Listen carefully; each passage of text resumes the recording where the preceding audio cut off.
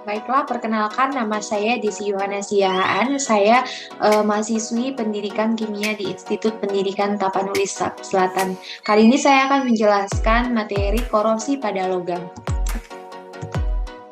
Pertama kita amati gambar berikut ini. Gambar yang pertama kita amati merupakan paku yang mengkilat. Lalu tanda panah. Gambar yang kedua adalah paku yang berkarat. Lalu, mengapakah warna paku ini bisa berubah menjadi coklat kemerahan? Proses rusaknya permukaan logam karena reaksi kimia disebut korosi atau perkaratan. Korosi adalah kerusakan atau degradasi logam akibat reaksi oksidasi dan reduksi antara suatu logam dengan berbagai zat di lingkungan sekitarnya yang menghasilkan senyawa-senyawa yang tidak dikehendaki. Ini merupakan persamaan reaksi kimia perkaratan besi, yaitu 2Fe solid ditambah O2 gas menghasilkan Fe2O3. Selanjutnya, korosi adalah rusaknya benda-benda logam akibat pengaruh lingkungan. Proses korosi dapat dijelaskan secara elektrokimia, misalnya pada proses perkaratan besi yang membentuk oksida besi, atau senyawanya adalah Fe2O3NH2O. Korosi pada logam terjadi akibat interaksi antara logam dan lingkungan yang bersifat korosif, yaitu lingkungan yang lembab atau yang mengandung uap air dan diinduksi oleh adanya gas O2, CO2, dan H2S. Korosi dapat juga terjadi akibat suhu yang tinggi. Lalu selanjutnya kita perhatikan contoh peristiwa dari korosi, yaitu karat pada besi. Seperti yang kita ketahui, dalam contoh gambarnya adalah rantai besi yang sudah berkarat. Kemudian yang kedua adalah pudarnya warna mengkilap pada perak. Ini biasa kita jumpai dalam kehidupan sehari-hari jika kita mempunyai perhiasan seperti kalung yang terbuat dari perak, lama-kelamaan warnanya akan menjadi pudar, tidak mengkilap lagi. Kemudian selanjutnya munculnya warna kehijauan pada tembaga. Kita perhatikan pada gambar, biasanya juga kita temui dalam kehidupan sehari-hari, di dalam uang logam dapat muncul warna kehijauan jika lama-kelamaan. Kemudian yang selanjutnya kita bahas tentang faktor-faktor yang mempengaruhi korosi. Apa sajakah faktor yang mempengaruhi korosi tersebut? Yaitu yang pertama adalah air. Udara lembab yang mengandung banyak air akan mempercepat berlangsungnya proses korosi. Yang kedua adalah larutan elektrolit, baik itu asam maupun garam, merupakan media yang baik untuk terjadinya transfer muatan, sehingga mengakibatkan elektron lebih mudah untuk diikat oleh oksigen di udara. Lalu kita perhatikan gambar di bawah ini. Ini merupakan ilustrasi proses terjadinya perkaratan yang disebabkan oleh faktor udara yang lembab maupun larutan elektrolit. Ini diilustrasikan yang berbentuk persegi panjang merupakan logam, sedangkan yang bulat berwarna biru ini dicontohkan sebagai udara yang lembab ataupun larutan elektrolit. Jika logam ini terkontaminasi oleh udara lembab ataupun larutan elektrolit, maka logam akan teroksidasi membentuk FeO atau Fe2O3. Inilah yang disebut dengan perkaratan besi. Kemudian faktor yang selanjutnya adalah yang ketiga, permukaan logam yang tidak rata memudahkan terjadinya kutub-kutub muatan yang akhirnya akan berperan sebagai anode dan katode. Kita perhatikan gambar di samping ini. Ini merupakan contoh dari permukaan logam yang tidak rata.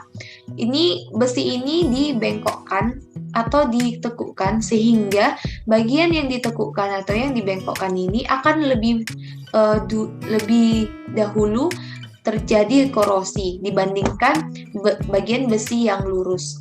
Kemudian faktor yang selanjutnya adalah jika dua logam yang berbeda potensial bersinggungan pada lingkungan berair atau yang lembab dapat terbentuk sel elektrokimia secara langsung.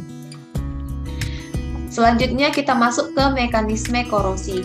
Besi yang mengalami korosi membentuk karat dengan rumus Fe2O3. Reaksinya adalah di dalam reaksi anodenya terjadi Fe solid menghasilkan Fe2 positif aqua ditambah 2 elektron. Kemudian di dalam reaksi katodenya terjadi O2 gas ditambah 4H positif aqua ditambah 4 elektron menghasilkan 2H2O liquid. Kemudian reaksi ini dikali 2 menghasilkan hasil reaksi redoks, yaitu 2 Fe solid ditambah O2 gas ditambah 4H positif aqua menghasilkan 2 Fe2 positif ditambah 2 H2O liquid. Dari data tersebut, ion Fe2 positif yang terbentuk di anode kemudian teroksidasi lebih lanjut oleh oksigen membentuk besi 3 oksida. Reaksinya adalah 2 FeOH2 kali ditambah O2 menghasilkan Fe2O3 NH2O. Maka reaksi kimia terbentuknya karat ialah 4 Fe ditambah 3 O2 ditambah NH2O ditambah 2 Fe2O3 NH2O. Ini merupakan hidrat besi 3 oksida. Inilah yang disebut dengan atau yang dikenal sebagai karat besi. Kita perhatikan proses korosi pada gambar ini merupakan ilustrasinya, dapat dipelajari kembali. Kemudian kita masuk ke cara mencegah atau mengatasi korosi. Ini terbagi atas 2 teknik, yaitu yang pertama teknik pelapisan logam. Cara yang dapat dilakukan antara lain, yang pertama adalah pengecatan. Pengecatannya ini dapat berbahan dasar minyak maupun berbahan dasar lateks. Contohnya di dalam kehidupan sehari-hari kita perhatikan pagar rumah maupun pagar bangunan-bangunan lain biasanya dilapisi dengan cat yang berbahan dasar minyak maupun berbahan dasar lateks. Ini dilakukan untuk mencegah atau memperlambat terjadinya korosi serta untuk menambah nilai estetika dari pagar besi. Kemudian yang kedua adalah pelapisan dengan plastik. Lapisan ini dapat kita jumpai di dalam beberapa alat rumah tangga yang ada di sekitar kita. Kemudian yang ketiga adalah pelapisan dengan minyak atau oli. Ini juga dapat kita temui di dalam kehidupan sehari-hari kita, yaitu biasanya kita perhatikan rantai kendaraan sepeda motor maupun becak, biasanya rantainya itu dilumuri atau dilapisi dengan minyak ataupun oli. Ini dilakukan untuk mencegah atau memperlambat terjadinya korosi pada rantai. Kemudian yang keempat adalah tin plating atau pelapisan dengan timah. Timah atau SN ini termasuk logam yang tahan akan karat. Kita perhatikan gambar di samping ini merupakan salah satu hasil produk dari tin plating. Kita perhatikan kaleng makanan atau kaleng minuman yang biasa kita temui dalam kehidupan sehari-hari.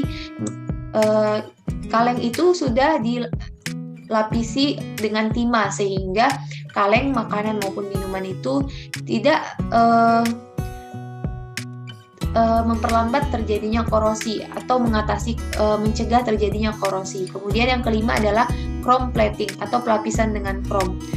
Krom memberi lapisan pelindung, contohnya adalah silinder hidrolik dan tutup blok mesin motor. Kemudian yang ke-6 adalah pelapisan dengan seng atau galvanisasi. Kemudian teknik yang kedua adalah teknik perlindungan katoda atau proteksi katoda. Cara yang dapat digunakan dalam teknik ini meliputi yang pertama adalah pengorbanan anoda. Cara ini dilakukan dengan menggunakan logam lain yang lebih reaktif sebagai anoda. Kita perhatikan gambar di samping ini. Ini merupakan salah satu contoh pengorbanan anode aluminium. Contohnya adalah pada perbaikan pipa bawah tanah yang terkorosi. Ini yang berwarna putih dicontohkan sebagai pipa bawah tanah. Kemudian cara untuk memperbaiki ini adalah dengan teknik sacrificial anode, yaitu dengan cara menanamkan sebuah logam magnesium atau aluminium, diilustrasikan pada gambar yang berwarna biru ini, merupakan sebagai anode. Kemudian dihubungkan ke pipa besi melalui sebuah kawat.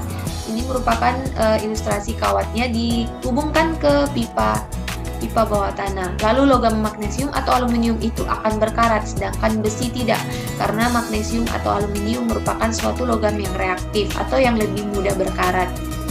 Kemudian yang selanjutnya yaitu dengan teknik menggunakan arus paksa atau impressed current. Arus paksa atau impressed current protection cathode adalah proteksi dengan menggunakan sumber arus yang berasal dari luar. Sambil kita perhatikan gambar di samping ini, biasanya dari arus AC yang dilengkapi dengan penyiara arus rectifier sehingga menjadi arus DC, di mana kutub negatif dihubungkan ke struktur yang dilindungi dan kutub positif dihubungkan dengan anode yang mempunyai potensial lebih tinggi dari struktur yang dilindungi. Pada impressed current protection, katoda arus listrik mengalir dari rectifier menuju anoda, lalu dari anoda melalui elektrolit ke permukaan struktur, kemudian mengalir sepanjang struktur dan kembali ke rectifier melalui konduktor elektrik.